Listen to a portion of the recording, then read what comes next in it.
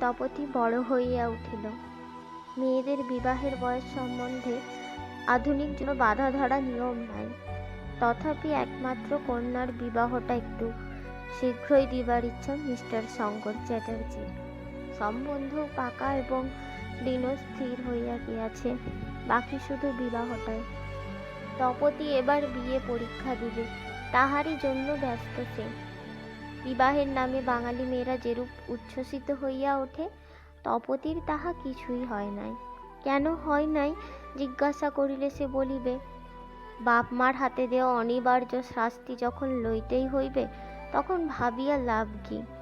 বিয়েটা হইয়া গেলেই আনন্দ বা নিরানন্দ যা হোক একটা করা যাইবে, এখন পরীক্ষার পড়াটা পড়া যাক।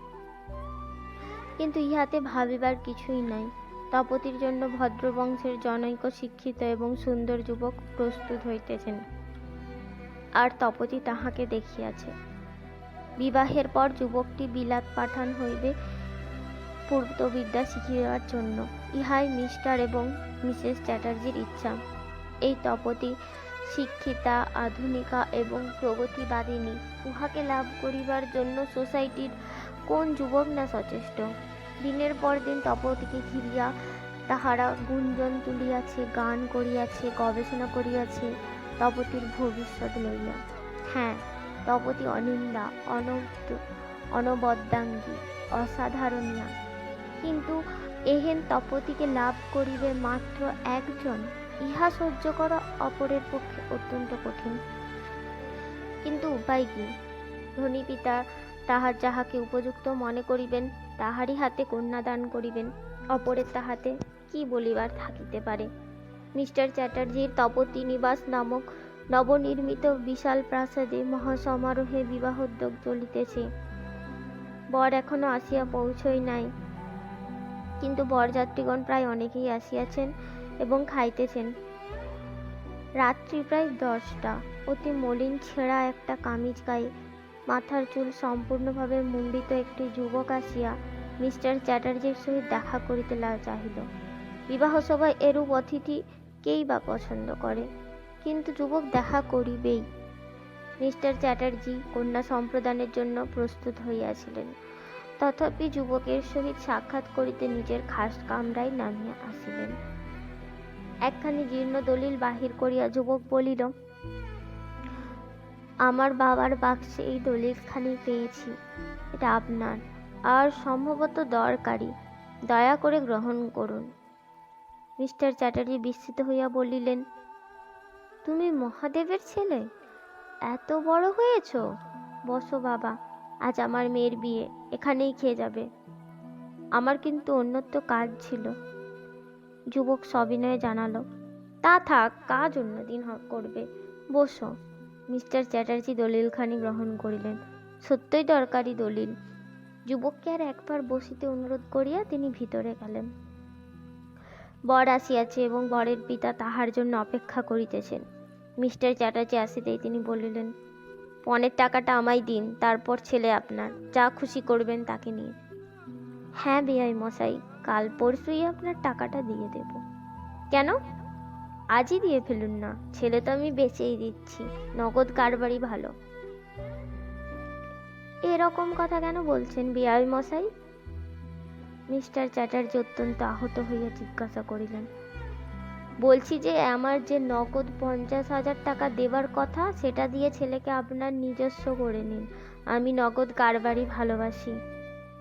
কিন্তু আজই তো দেবার কথা নয়, আর এই রাত্রে অত টাকা কি করে দেওয়া যাবে বলুন?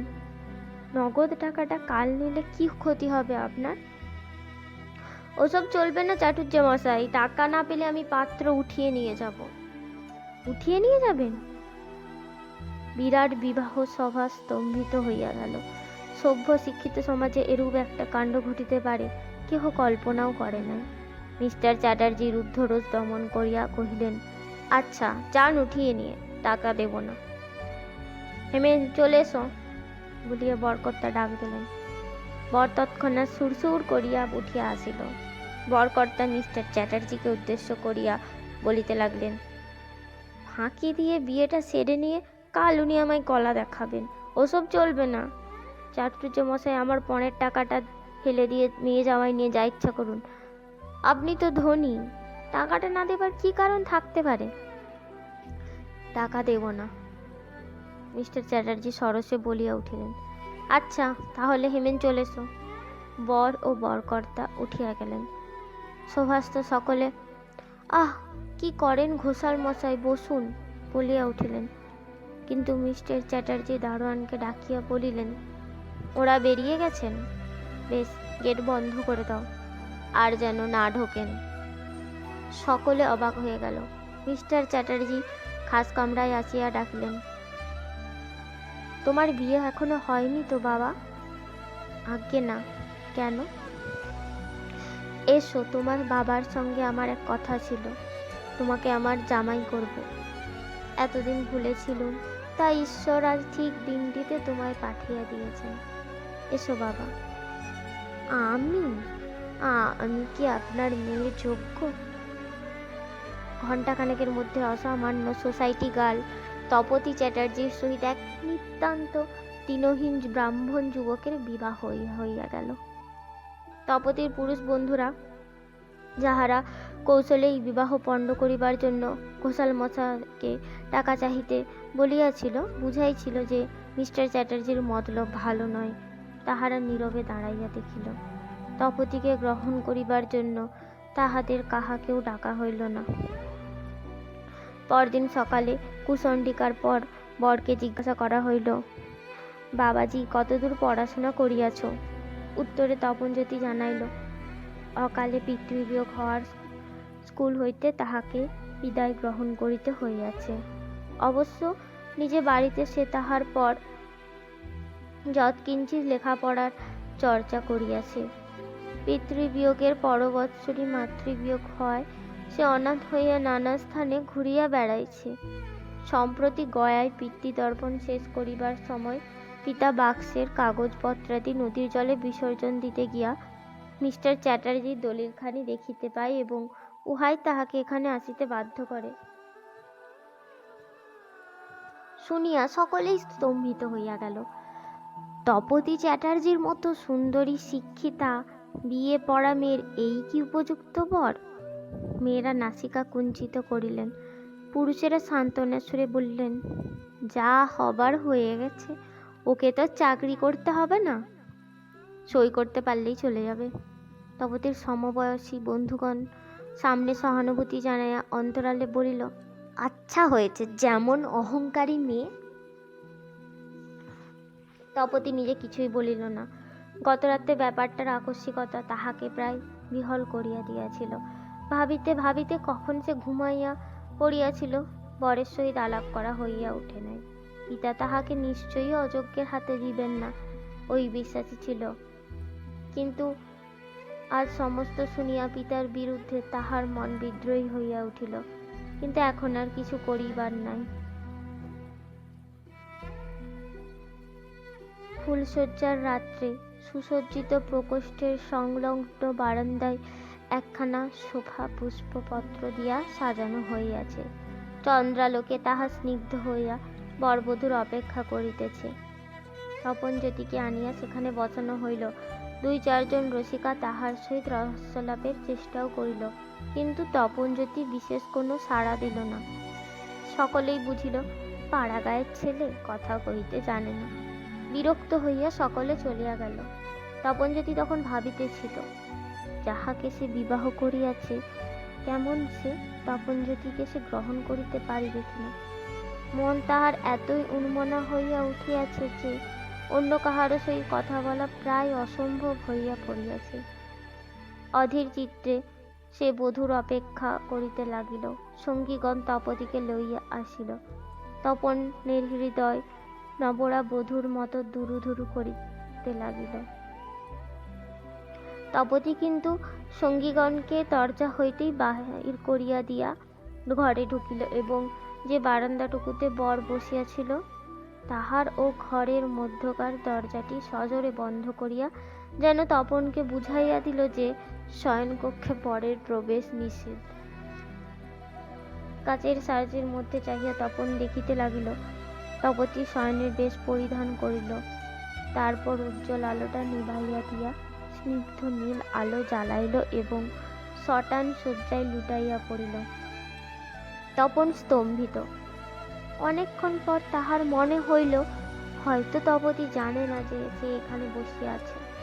ধীরে ধীরে সে রুদ্ধ দরজার বাহিরে করাঘাত করিয়া ডাকিল, তপতি, দরজাটা খোলো। তপতি পিছন ফিরিয়া শুইয়াছিল। তেমনি ভাবেই জবাব দিল, ওইখানেই থাকুন। তপনের সমস্ত ইন্দ্রিয়গ্রাম বিমূঢ় হইয়া আসিতে লাগিল। তবে তো তাহার আশঙ্কাই সত্য হইয়াছে, তপতি তাহাকে গ্রহণ করিবে না। তাহার পঞ্চবিংশ বর্ষের নির্মল নিষ্কলুষ প্রেমকে তপতি এমন দৃঢ়ভাবে প্রত্যাখ্যান করিল। কিন্তু কি কারণে? অর্থাভাবে সে কলেজে পড়িতে পারে নাই, কিন্তু পড়াশোনা সে যথেষ্টই করিয়াছে এবং এখনো করে। এই কথা সে আজ নিজে তপতিকে জানাইবে ভাবিয়াছিল, কিন্তু শুরুতেই তপতি তাহাকে এমনভাবে বাধা দিল যে কিছুই আর বলিবার উপায় রহিল না। নীরবে সে ভাবিতে লাগিল, তাহাকে গ্রহণ না করিবার কি কি কারণ তপতির পক্ষে থাকিতে পারে। সে ডিগ্রিধারী নয়, কিন্তু পড়াশোনা সে ভালোই করিয়াছে এবং সে কথা গতকাল যতদূর সম্ভব জানাইছে।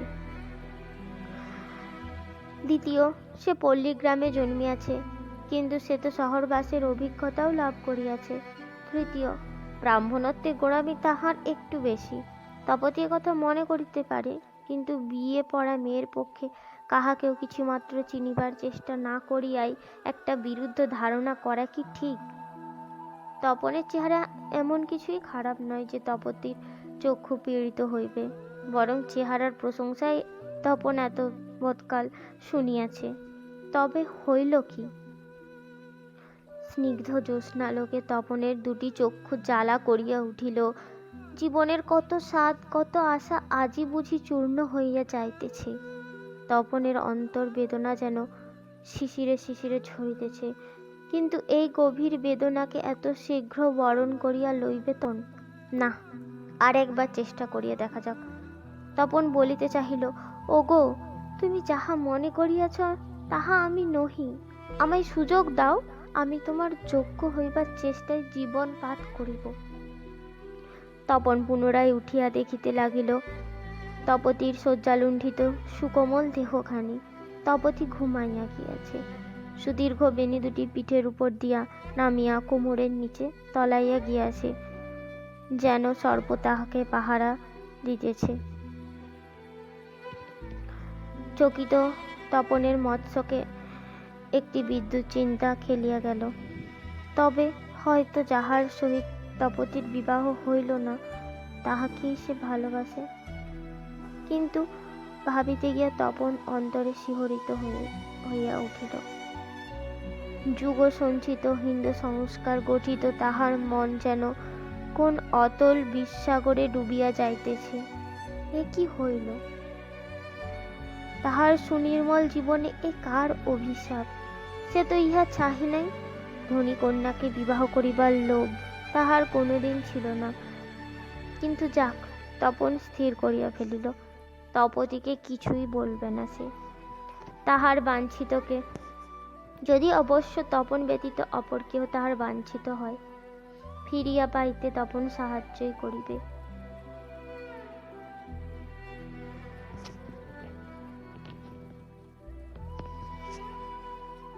তপন সেই যে ভোরে গিয়া তাহার জন্য নির্দিষ্ট কক্ষটিতে শয়ন করিয়াছে। বেলা রাত 12টা বাজিয়া গেল, এখনো ওঠে নাই। প্রথমে সকলেই ভাবিয়াছিল ইহা বধূর সহিত রাত্রি জাগরণ জনিত অনিদ্রার আলস্য, কিন্তু দিব্যি ঘুরিয়া বেড়াইতেছে। তাহার দেহ মনে ক্লান্তির কোনো লক্ষণ নাই দেখিয়া মা জিজ্ঞাসা করিলেন, হ্যাঁ রে তপন, কখনো ঘরে কি শুয়েছে, এখনো উঠছে না কেন? আমি তার কি জানি, বলিয়া তপতি অন্যত্র চলিয়া গেল। ইহাকে নবরার লজ্জা মনে করিয়া সকলেই হাসিয়া উঠিল, কিন্তু মা চিন্তিত মুখে তপনের ঘরে আসিয়া দেখিলেন গা অত্যন্ত গরম। তপন চোখ বুজিয়া পড়িয়া আছে। প্রথম ফুলবাসরের পরেই জামাইয়ের জ্বর। আধুনিক সমাজের মধ্যে বাস করিয়াও তপতির মার মনের সাধারণ বাঙালি মেয়ের সংস্কার ইহাকে অমঙ্গল সূচক মনে করিল। ব্যগ্র ব্যাকুলভাবে তিনি জিজ্ঞাসা করিলেন, জ্বর কেন হলো বাবা? কখন থেকে হলো? তপন চক্ষু মেলিয়া চাহিয়া দেখিল, শিওরে জ্যোতির্ময়ী জননী মূর্তি। তাহার চিরদিনের স্নেহ বুভুক্ষ মন কাঁদিয়া উঠিল। তপন বিস্মিত হইয়া ভাবিতে লাগিল, এই মা, আর ওই তার মেয়ে। ইহা অপেক্ষা বিস্ময়ের ব্যাপার তপন জীবনে আর দেখে নাই। স্নিগ্ধ শিশু কণ্ঠে সে উত্তর দিল, একটু ঠান্ডা লেগেছে মা, কিছু ভয়ের কারণ নাই, একটা দিন উপোস দিলেই সব ঠিক হয়ে যাবে। ডাক্তার ডাকি বাবা? জননীর স্নেহ করপুট তপনের ললাটে নামিল। না মা, ওষুধ আমি খাইনি, কিছু ভাবনা নেই আপনার, আমি কালই ভালো হয়ে যাব মা। আপনার মঙ্গল হাতের ছোঁয়ায় অসুখ কতক্ষণ টিকতে পারে। আপনার গর্ভজাত পুত্রের স্থানেই তিনি তপনকে সেই মুহূর্তে বরণ করিয়া লইলেন। বলিলেন, কি খাবে বাবা, সাবু? না মা, সাবু আমি খেতে পারিনি, ব্যাঙাচির মতো দেখতে লাগে। আচ্ছা বাবা, একটু গ্লুকোজ দিই? শুধু একটু গরম দুধ দেবেন মা, এবেলা আর কিছু খাবো না, আর আমি একা শুয়ে থাকবো। আপনার খুকির বন্ধুরা যেন আমায় জ্বালাতন না করে, এইটুকু দেখবেন। আচ্ছা, আমি বারণ করে দেবো বাবা।